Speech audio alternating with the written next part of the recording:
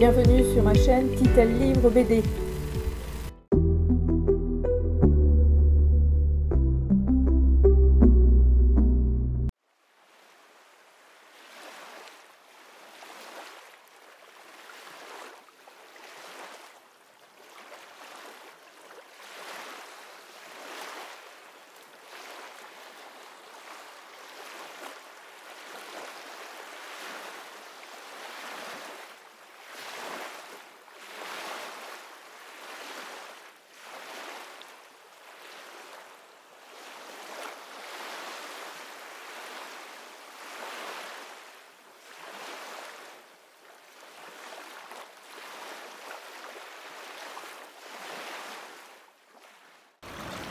Arrivé au ruisseau qui m'oblige à faire demi-tour après un petit 3/4 d'heure de marche. C'est encore gelé un peu. Et hop là.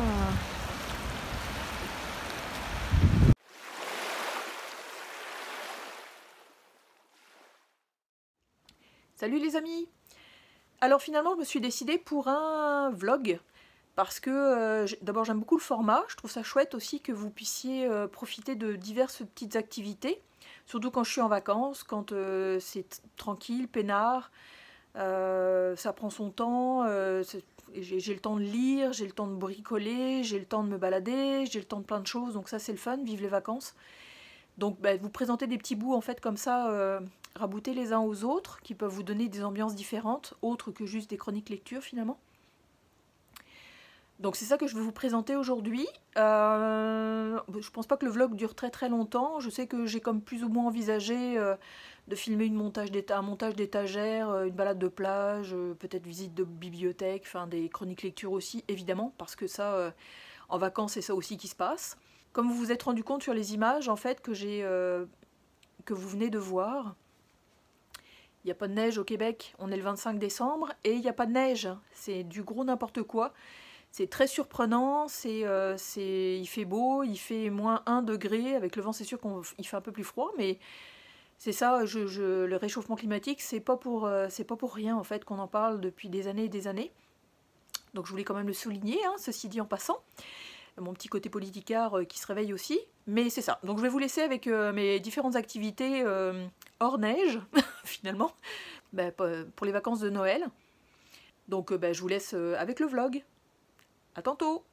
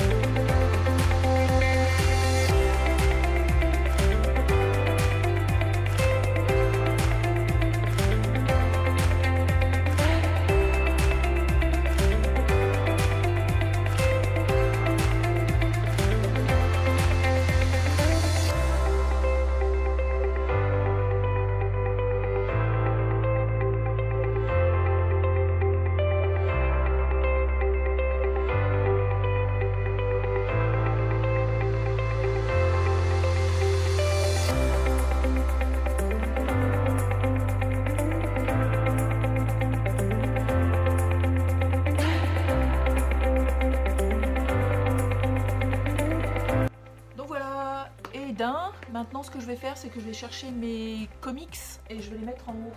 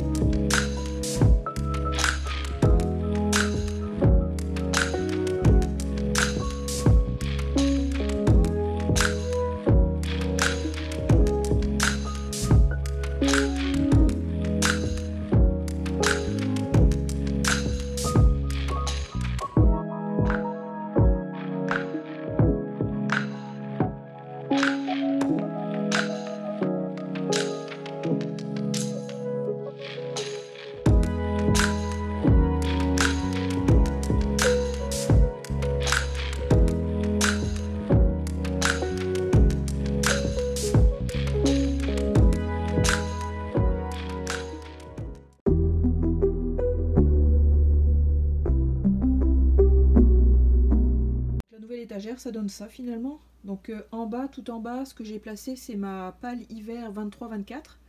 Donc il y en a quand même un bon petit paquet à lire. Mais sinon après, ça fait étage numéro 1.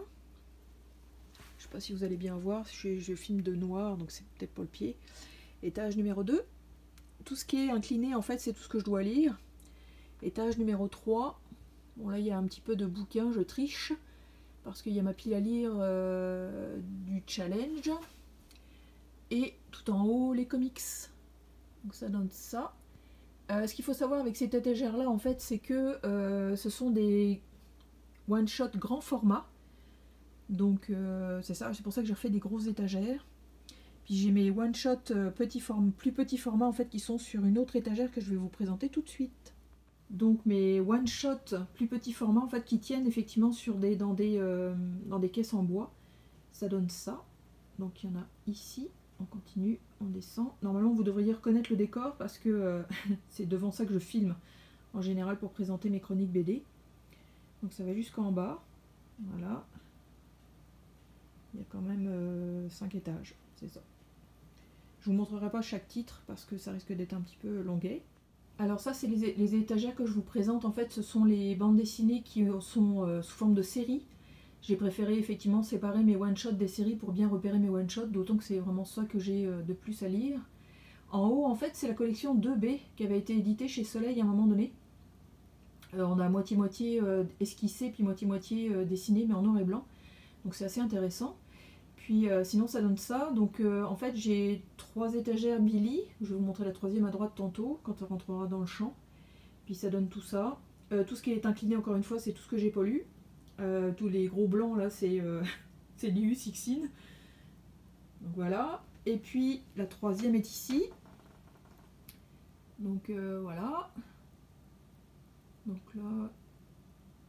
Comme vous pouvez voir, en fait, ce que j'ai fait aussi, en fait, pour éviter que les étagères s'écrasent, j'ai mis un petit truc en bois, en fait, pour éviter que ça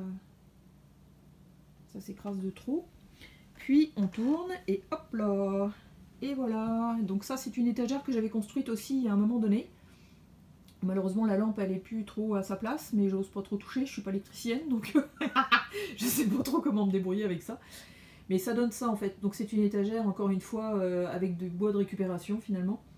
Parce que mon étagère effectivement que j'ai construite tantôt, en fait hier, je l'ai fait avec le bois en fait que j'avais récupéré de ma galerie arrière que j'ai démontée en fait, qui était beaucoup trop large pour l'usage que j'en avais. Donc j'ai décidé en fait de recycler le bois et de me faire cette belle étagère. Donc ça encore une fois, tac à tac. Alors ce que je fais c'est que je change très régulièrement en fait mes BD. En haut, ici, en fait, avant, il y avait les grands one-shots, donc ceux qui sont rendus dans l'étagère du fond. C'est ça, faut que je les bouge régulièrement, voilà, ça fait du poids, c'est épouvantable tout ce que j'ai. En fait, répertorié, normalement, j'en ai 1714. C'est juste pour vous donner une idée.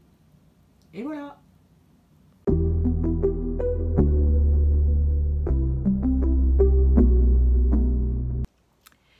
Au niveau lecture, en fait, que j'ai faite quand même depuis quelques jours maintenant, puisqu'on est rendu mercredi, mercredi entre Noël et jour de l'an, j'ai fait quelques lectures, en fait, il y a un petit peu de tout, il y a du comics, il y a de la bande dessinée, il y a du thriller, il y a du thriller parce qu'en fait j'écoute ma palle du challenge de la crypte. Donc c'est ça, ça va pas être très youplaboum, mais je vais vous présenter quand même quelques trucs. Je vais commencer en fait encore une fois avec les bouquins imagés, donc ce qu'on appelle les bandes dessinées. Je vais commencer avec une petite déception malheureusement en comics. Ouais, c'est une petite déception parce que je m'attendais à plus. Puis finalement l'histoire est pas si terrible que ça. Puis il n'y a pas tant d'horreur que ça. Puis les dessins sont corrects, mais ça sent l'ordinateur à plein nez. En fait c'est donc chez Panini Graphic Novel. C'est scénarisé par Tony Flix, les dessins sont de Trish Faustner et les couleurs sont de Brad Simpson et on parle de Stray Dogs.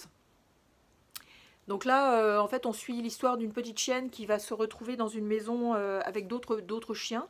Donc effectivement, ça commence un petit peu Disney, mood Disney finalement, où c'est mignon, c'est cute, les chiens se parlent, discutent, communiquent, tout ça, tout ça.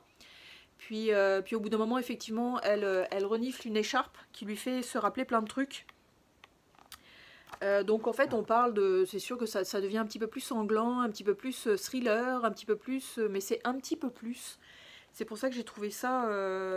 c'était chouette à lire, c'était une bonne lecture, mais tout le tintouin qui a été fait autour, ça m'a un peu surprise, parce qu'effectivement, l'histoire est correcte, mais c'est pas... c'est des chiens détectives, finalement. C'est des toutous détectives. J'avoue qu'il y a quand même des scènes qui sont quand même assez... qui vont loin. Qui vont quand même pas mal loin. Mais c'est pour ça que je vous montre. Hein. C'est plus pour la beauté de la chose. C'est bien joli comme tout. C'est quand même chouette. Mais finalement, en fait, il y a des petites histoires aussi qui décrivent les destins de à peu près de chaque chien à la fin du livre. Après la fin, en fait, de l'histoire. Et c'est... j'ai préféré ça, finalement. C'est des petites anecdotes, en fait. Ça montre qui est qui... Donc non, j'ai trouvé ça plus sympathique. Mais effectivement, l'histoire en elle-même, bon, c'est chouette, mais c'est pas... pour moi, ça méritait pas tout le tintouin qui a été fait autour, en fait. Donc c'est ça. Mais ça se lit très bien, puis c'est sympathique comme tout, c'est un bon divertissement, en fait, donc c'est chouette. Ensuite, un que je devais lire depuis un petit moment, on est toujours dans les comics. Donc ça, c'est Urban Comics DC Black Label de Hill House. On va y arriver, Hill House. Donc, et ça j'ai beaucoup aimé ma lecture. En fait c'est scénarisé par Joe Hill et dessiné par Léo Max. Et ça s'appelle Basket Full of Heads. Donc un panier rempli de têtes. Et là on suit une jeune fille donc qui en fait va être obligée de se défendre contre plein de connards. Pour dire les choses comme elles sont.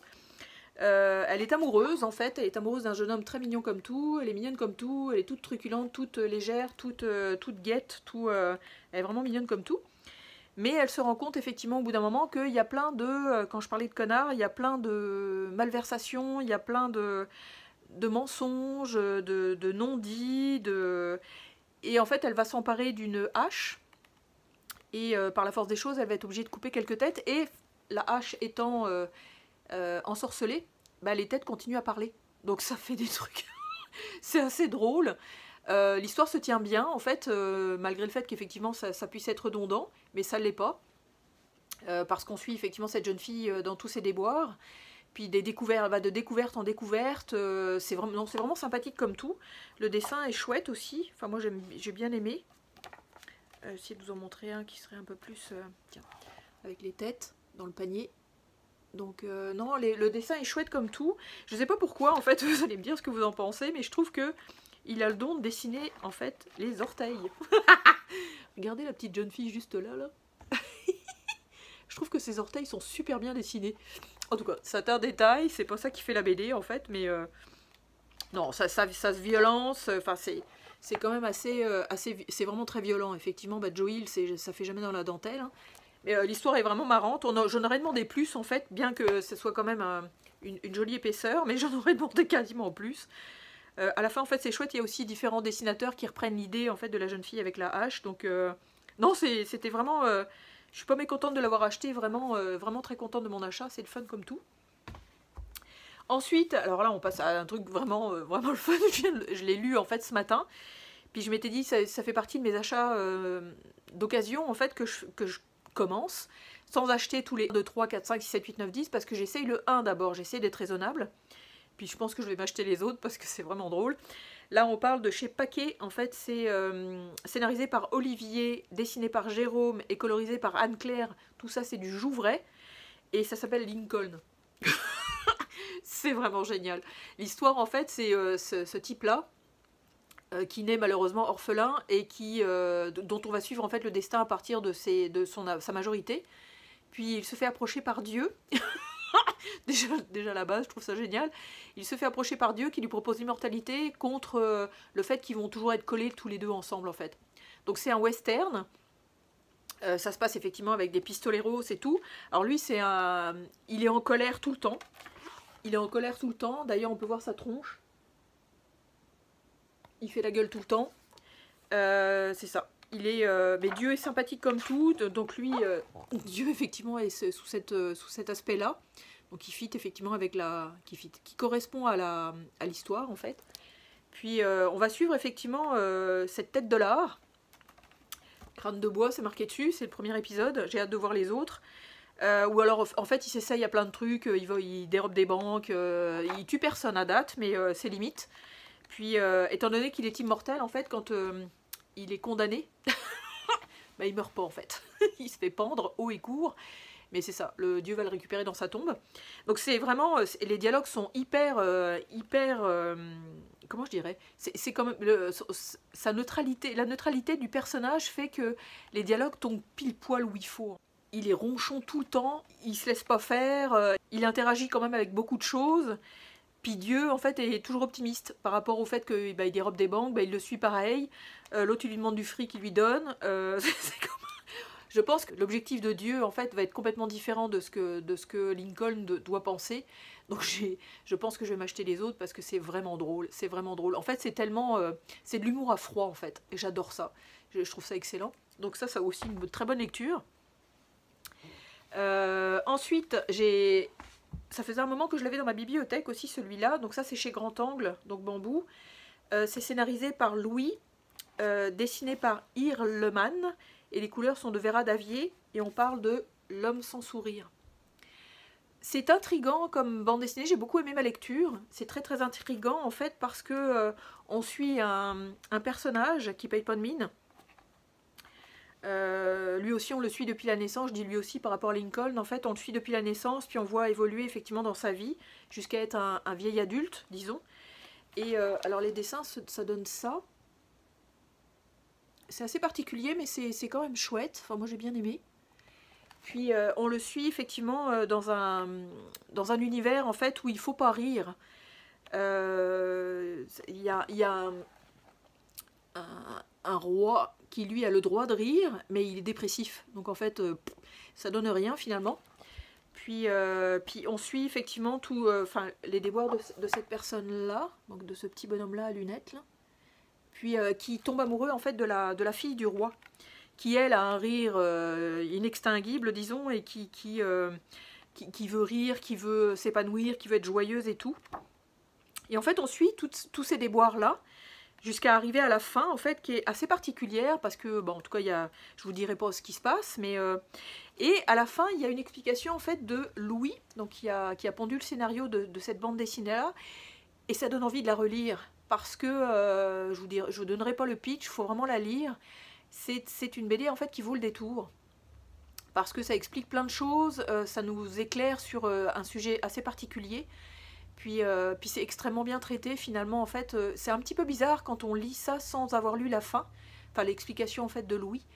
Et mais après quand on lit son explication, on comprend tout en fait. On comprend dans quel univers on est tombé et pourquoi il y a cet univers du bas et du haut, du sourire, du pas sourire, du rire et du pas rire.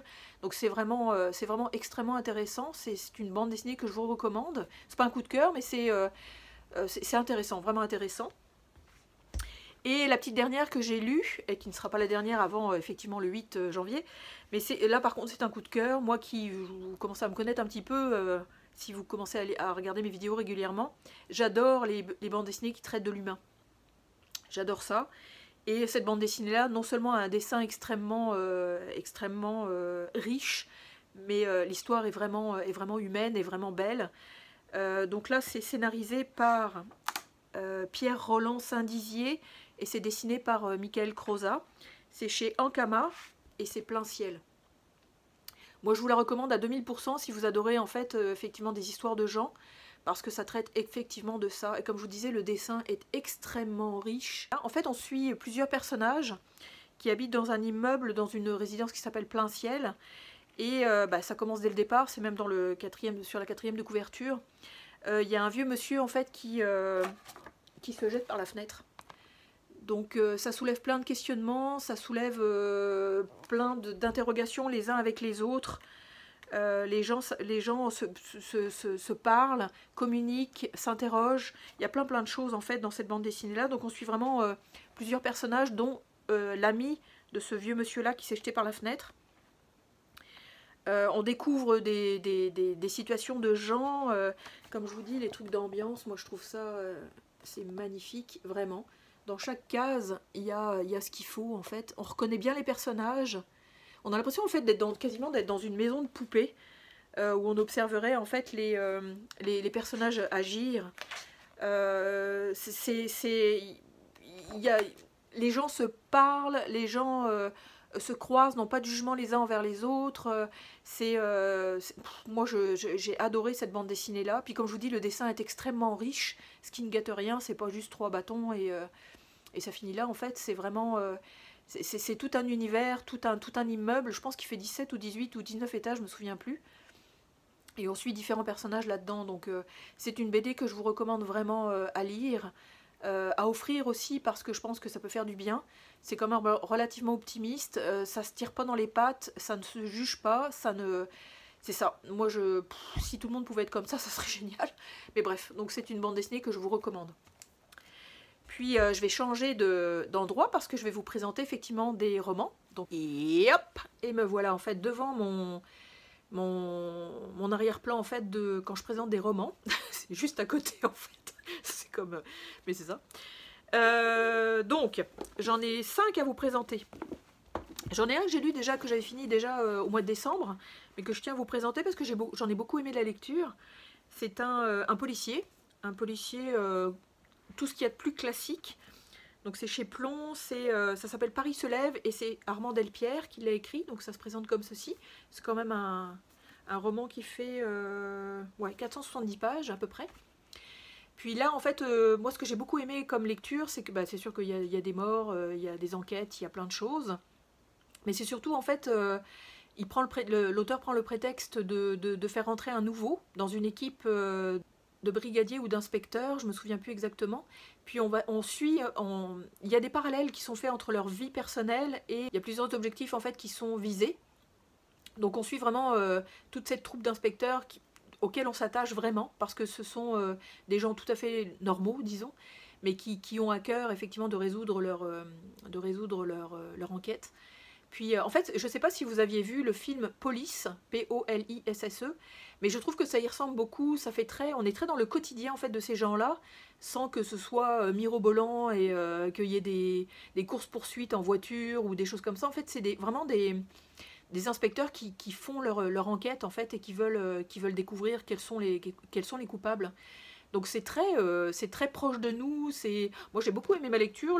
L'écriture en plus est quand même assez page-turner. Genre je termine un chapitre qui sont quand même relativement courts. L'auteur termine son chapitre effectivement et on n'a qu'une envie, c'est de lire le prochain. Enfin bref. Donc ça se lit quand même assez rapidement, ça se lit quand même assez facilement. Puis c'est une très bonne intrigue. Comme je vous dis, on s'attache beaucoup aux personnages. Puis les intrigues policières sont bonnes, donc tout à fait dans le quotidien en fait de la vie finalement. Donc c'est une bonne lecture, c'est quelque chose que je vous recommande. Ensuite, les bouquins que je vais vous présenter sont plus en rapport avec la palle du challenge de la crypte. J'en ai 3 en fait que j'ai écumé, vive moi. Puis mais il y en a un autre que j'ai lu en plus, que j'ai trouvé bon aussi. Alors le premier que je vais vous présenter en fait c'est chez Orbit, dans la collection, les éditions Orbit, et ça s'appelle L'Homme des Morts, et c'est V.M. Zito qui a écrit ce livre-là. Donc là ça traite de zombies en fait, et j'ai bien aimé ma lecture, ça aussi page turner, ça fait à peu près 370 pages à peu près, donc ça se lit quand même assez rapidos. Puis ce que j'ai bien aimé en fait dans ce bouquin-là, c'est qu'on a l'impression en fait de lire un film. Je ne sais pas si vous comprenez un petit peu ce que je veux dire par là, mais les descriptions en fait d'attaques zombies sont géniales. Enfin, on s'y croirait vraiment. C'est extrêmement bien décrit. Moi, j'ai trouvé ça super. Des fois, elles sont un petit peu longues, j'avoue. L'histoire, on suit un type en fait qui se situe dans la zone fermée dans laquelle sont confinés les zombies, qui se fait donner une mission par un de ses boss, en fait, qui veut qu'il retrouve quelqu'un qui aurait peut-être la solution, effectivement, à l'épidémie zombie, finalement. Donc on le suit dans ses recherches, dans sa façon d'appréhender les choses. Il a l'habitude, effectivement, d'avoir des contrats divers et variés par des gens lambda qui lui demandent d'aller tuer, en fait, les gens qu'ils aiment. Donc il mène des enquêtes, en fait. Il mène des enquêtes sur où ce zombie-là va aller par rapport à son histoire, sa mémoire, même si effectivement il n'y a plus grand chose dans les zombies qui se déplacent, mais apparemment ils ont comme découvert que le zombie a tendance à aller vers les choses qui lui faisaient du bien avant. Donc c'est ça. Donc il retrouve certains zombies, il arrive à les tuer. Enfin bref, donc il part effectivement en mission. Il s'est fait accompagner d'un type qui est pas très clair, mais qui est extrêmement efficace dans sa façon d'appréhender effectivement les zombies. Donc moi j'ai beaucoup aimé ma lecture. C'était vraiment le fun. Ça se lit effectivement très vite.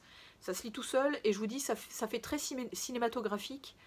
L'intrigue en soi est pas mal. Enfin, c'est comme effectivement l'histoire de base est quand même assez classique. On part en mission effectivement pour aller tuer quelqu'un.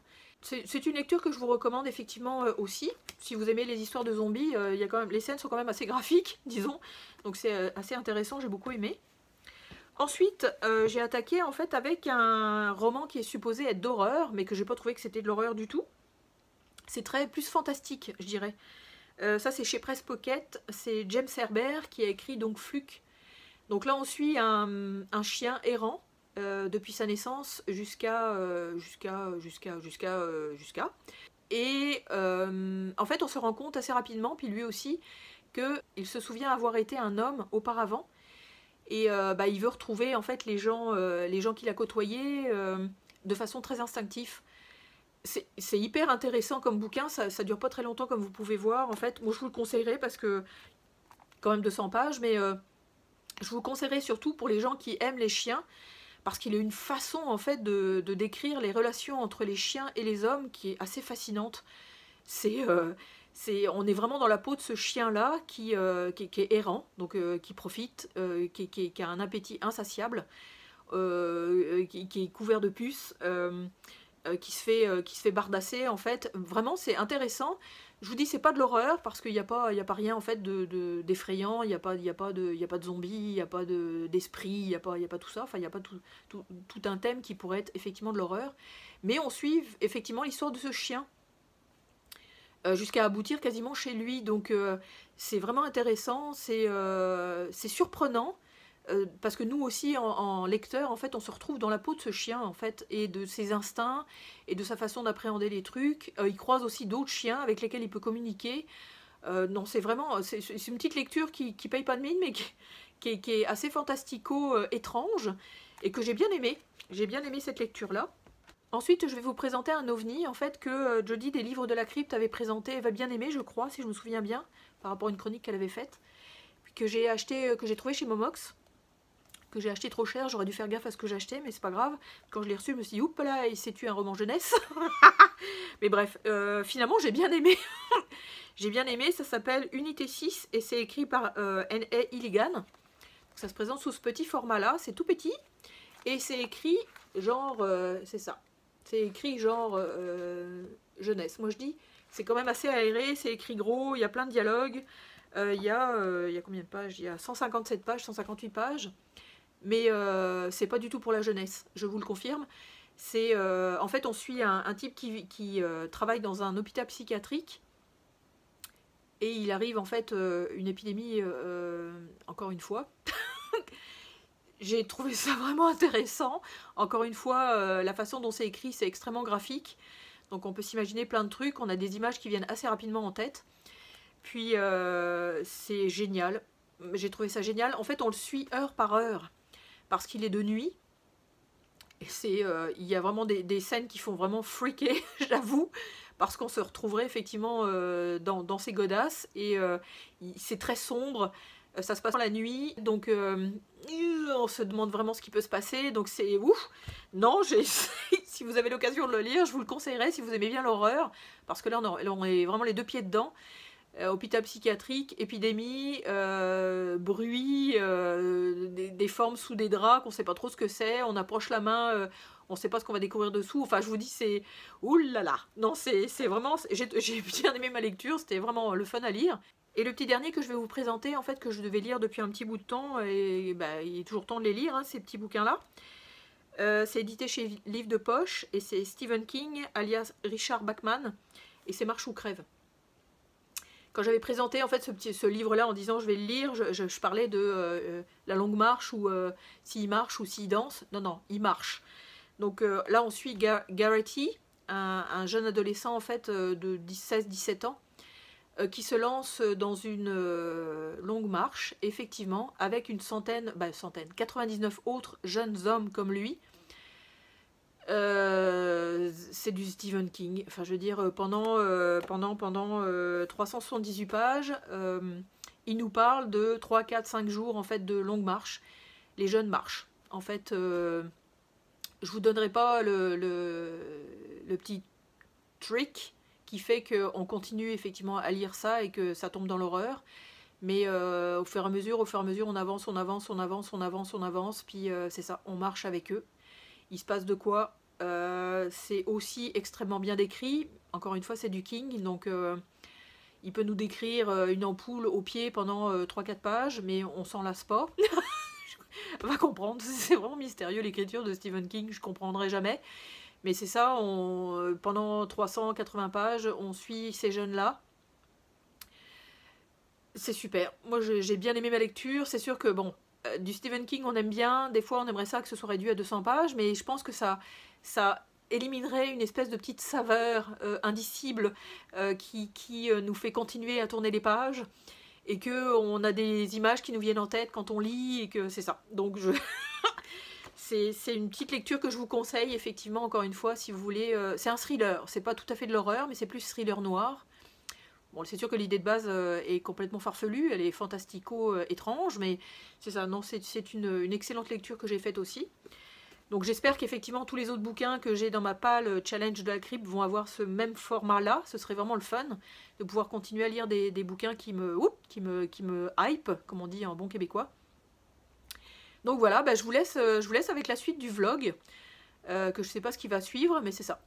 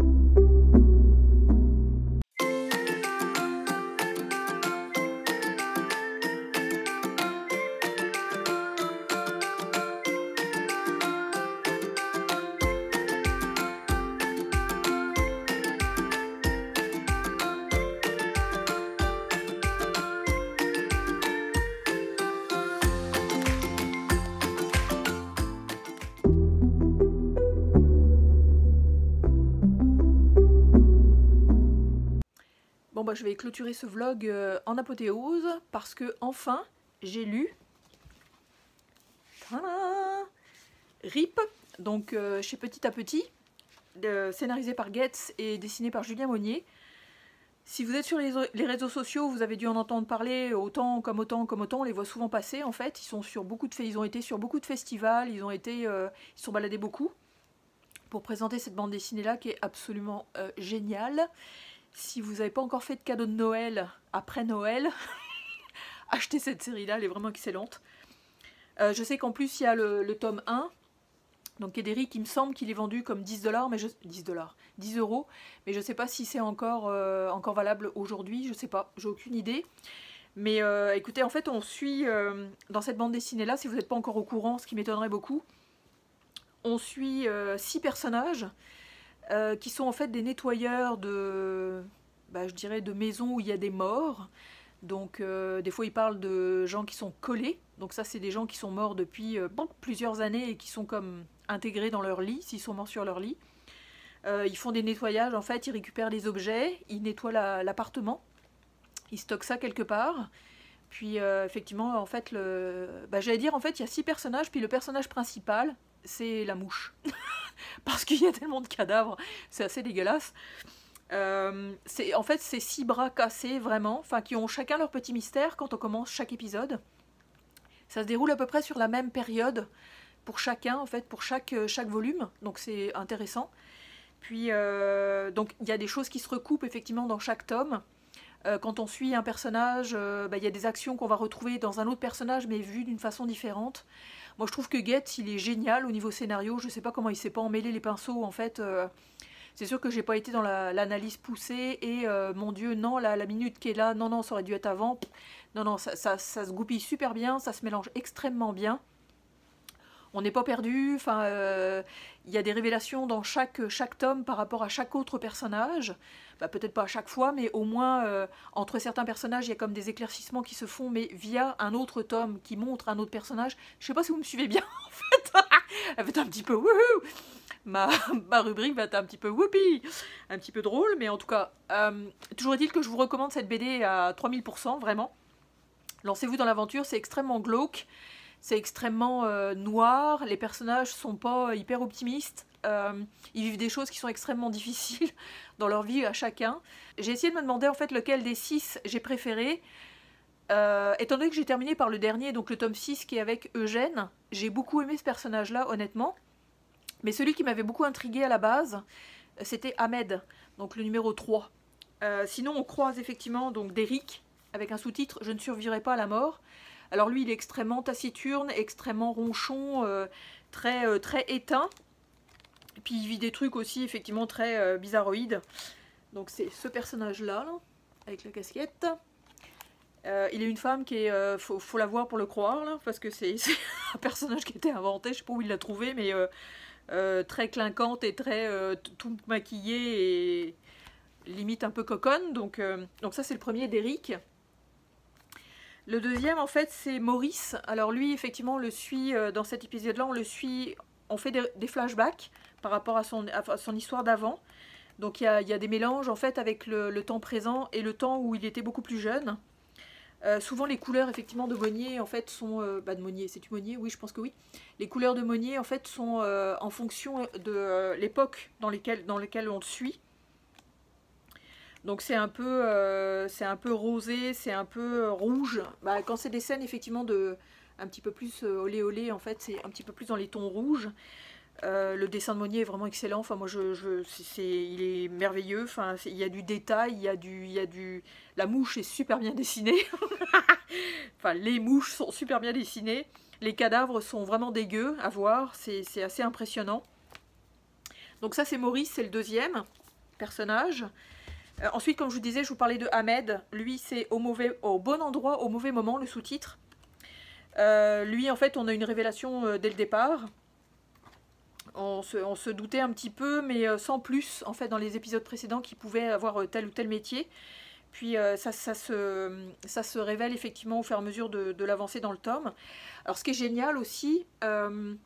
c'est que je ne sais pas où Goethe s'est documenté, mais il a de la précision dans tout ce qui est descriptif de cadavres, comme pourquoi le cadavre est à telle date en fait, et depuis telle date est décédé, comment ça se fait qu'il y a autant de mouches, c'est quoi les asticots, c'est quoi les trucs qui se mêlent, enfin en tout cas c'est assez précis dans le descriptif, extrêmement documenté finalement.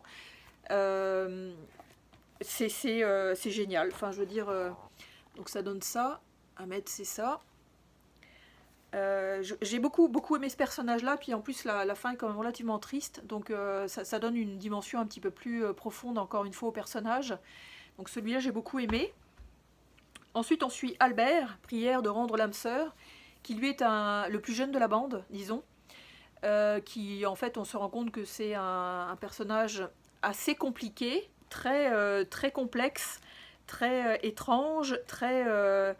En fait, il est on le voit depuis le début, il a des photos d'une jeune femme qui est décédée, et il en est comme quasiment amoureux, en fait. Donc il est vraiment focalisé là-dessus. Donc ça donne ça. Comme je vous dis, effectivement, les couleurs s'entremêlent, en fait. Je vous fais un truc un petit peu plus loin.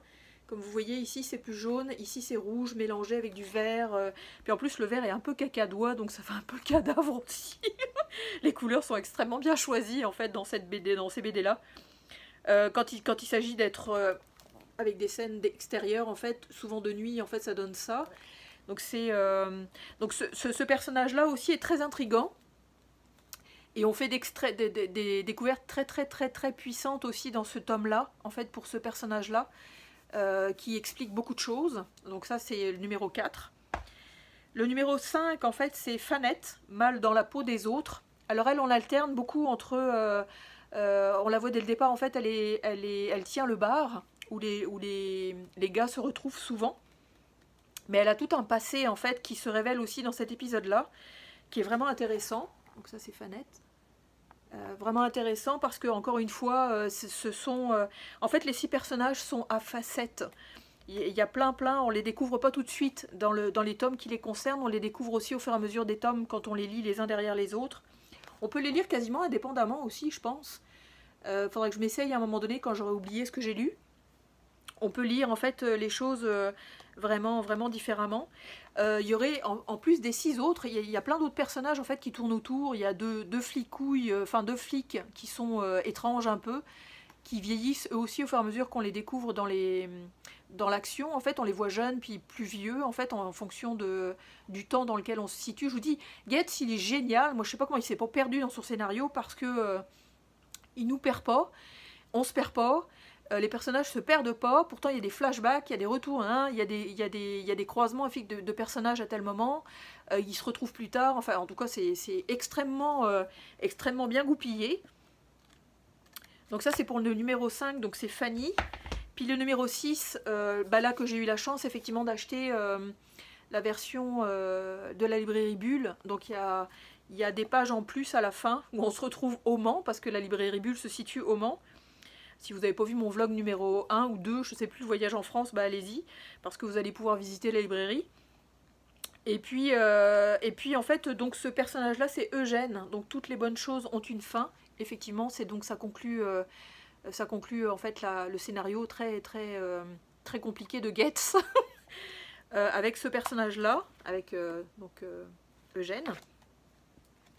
Puis on a des réponses, moi j'aime beaucoup ce personnage-là parce que c'est un bourru en fait, c'est un type qui est très colérique, qui est très raciste. Vraiment il a des réflexions à la con en fait sur les Arabes et les Noirs, donc c'est super crispant, mais en même temps il est attachant, cette espèce d'andouille. Enfin, les personnages que Getz a mis en scénario sont... on les aime, en fait, on les aime beaucoup. On voudrait qu'ils sortent effectivement de leur marasme, puis en même temps ils vivent leur vie en fait de truands, faudrait pas que j'en dise de trop en fait, je suis en train de réfléchir, mais faut pas que j'en dise de trop pour que vous puissiez découvrir qui est qui. Mais c'est ça. Donc c'est une lecture que je vous conseille énormément. Getz en fait, ils sont repartis sur d'autres scénarios un petit peu bizarroïdes et très glauques. En fait, c'est extrêmement glauque, mais c'est extrêmement réaliste aussi. En fait, je vous dis, on les aime beaucoup ces personnages-là, bien qu'ils soient les 2 pieds dans la merde, les 2 pieds dans la mort, les 2 pieds dans le bandidisme, enfin dans la colère, dans tout ça. On les aime vraiment beaucoup. Donc c'est ça. Donc c'était mon dernier effectivement avis BD pour clôturer ce vlog. Moi je vous dis allez-y sans faute. En plus les bandes dessinées sont magnifiques au niveau éditorial, donc c'est le fun aussi à avoir dans sa bibliothèque. J'ai un petit regret de les avoir finis, j'aurais bien voulu continuer à m'aventurer toujours dans ces aventures-là, mais comme je vous dis, j'ai une mémoire de moineau, donc je vais peut-être pouvoir effectivement les relire plus tard. C'est sûr que je vais les relire parce que tout ça c'est extrêmement dense, il y a beaucoup de choses qui se passent. Quand je lis effectivement ce genre de bande dessinée-là, en fait, j'ai envie de me grouiller parce que je veux savoir la fin, mais donc j'en loupe forcément, je loupe forcément des nuances, des choses comme ça, c'est certain. Mais c'est ça. Donc si vous avez un cadeau de Noël à faire, allez-y. Je pense pas qu'elle soit extrêmement chère non plus, mais c'est de la BD à lire, vraiment, c'est de l'art. Moi je dis c'est de l'art, ils sont vraiment bons tous les deux, puis ils sont extrêmement sympathiques si vous avez l'occasion d'aller les voir sur YouTube ou voir des entrevues aussi sur Instagram et tout. Vraiment ils sont le fun tous les deux. Vraiment cool. Donc voilà pour ce vlog qui j'espère vous aura plu, encore une fois. C'est ça, en espérant que ça dure pas trop longtemps, que c'est pas trop... je sais qu'il y a beaucoup de vlogmas aussi sur YouTube en fait avant Noël, après Noël, donc au bout d'un moment, en fait, on ne sait plus qui regarder, et si on a vu celle-ci, et celle-ci, et celle-ci, en fait. Donc, bon, je vais être perdue dans la masse, c'est sûr, mais les prochaines vidéos vont être... j'essaie toujours de faire une vidéo par semaine. Donc les prochaines vidéos, c'est sûr, pour le mois de janvier, ça va être probablement mes bilans, en fait, de lecture bande dessinée. Je vais probablement faire aussi un bilan lecture roman, parce que j'ai lu quand même pas mal de choses, en fait, cette année 2023, c'est le fun. Et probablement un bilan de chaîne YouTube, parce que ça se développe petit à petit, mais ça avance son petit bonhomme de chemin. Puis au 31 ou fin janvier, en fait, ça fera 6 mois que j'aurai démarré ma chaîne, donc un petit bilan serait pas du luxe, vraiment. Donc voilà, donc n'hésitez pas encore une fois à liker, partager, mettez des commentaires, c'est le fun toujours. J'essaye de répondre. Je réponds à date parce que c'est le début, puis que j'en ai pas tant que ça, donc j'en profite avant d'avoir peut-être une chaîne qui va exploser. Wouhou, on espère. Non, non. Je m'en fous un peu, en fait. En fait, le principe de la chaîne, c'est aussi de parler de ce que j'aime, en fait, vraiment. Puis sur Instagram, j'adore aussi aller regarder les autres, et puis que les autres aussi regardent mes chroniques BD, donc c'est le fun aussi, vraiment. C'est une communauté que j'aime énormément. C'est sûr qu'au niveau du porte-monnaie, ça grince un peu, là, mais peut-être qu'à un moment donné, je me calmerai, puis que... Mais j'ai pas envie de me calmer, en fait. Honnêtement, j'ai envie de continuer à vous faire des chroniques, j'ai envie de continuer à faire vivre cette chaîne-là, vraiment, parce que j'ai énormément de fun à faire ça, donc voilà. Donc likez, partagez, tout ça, commentez, pop, pop, pop. Allez-y, abonnez-vous, ça coûte rien. Puis, comme ça peut me permettre, effectivement, de m'étaler dans le paysage Booktube. Donc n'hésitez pas à vous abonner. Et puis c'est ça, je vais vous souhaiter, pour l'instant on n'est encore pas arrivé à l'année 2024, à l'époque où je filme ça. Donc je vais vous souhaiter un bonbon, donc un bon et un bonbon pour l'année 2024. Et puis lisez de bonnes BD, lisez aussi de bons romans, et puis je vous dis à très très bientôt. Salut!